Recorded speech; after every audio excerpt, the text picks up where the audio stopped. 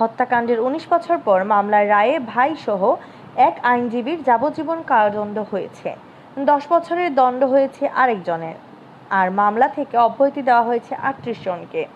বুধবার সিলেট অতিরিক্ত জেলা ও দায়রা জজ আদালতের বিচারক শায়লা শারমিন চাঞ্চল্যকর এই মামলার রায় ঘোষণা করেন।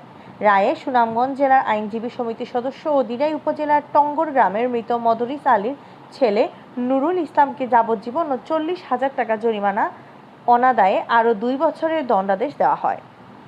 নুরুল ইসলামের ভাই সবজুল ইসলামকে যাবজ্জীবন ও ৫০,০০০ টাকা জরিমানা, অনাদায়ে আরও ৩ বছরের দণ্ডাদেশ দেওয়া হয়।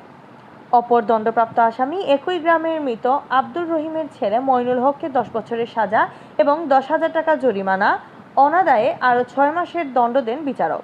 রায় ঘোষণার সময় সবজুল ইসলাম ও মইনুল হক পলাতক ছিলেন।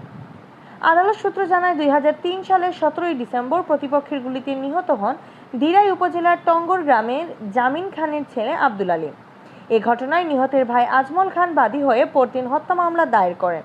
মামলার তদন্তকারী কর্মকর্তা দিরাই থানার ওসি সুভাষ চন্দ্র সাহা ৪১ জনকে অভিযুক্ত করে ২০০৪ সালের ৩ সেপ্টেম্বর আদালতে অভিযোগপত্র দাখিল করেন।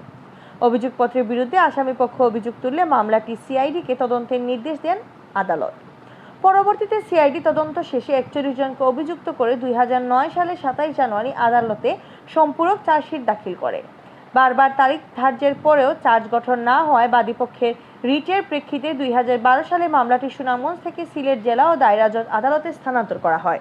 সিলেট আদালতে ওই বছরের ১৪ই মে ৪১ আসামির বিরুদ্ধে অভিযোগ গঠন করে বিচারকার্য শুরু হয়।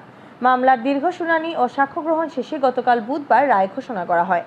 বাদীপক্ষের আইনজীবী এমাদ উল্লাহ শহীদ ইসলাম শাহিন জানান, মামলার প্রধান আসামি নুরুল ইসলামের বন্দুকের গুলিতে আব্দুল আলীম নিহত হয়েছিলেন। আদালতের রায়ে বাদীপক্ষ ন্যায় বিচার পেয়েছে।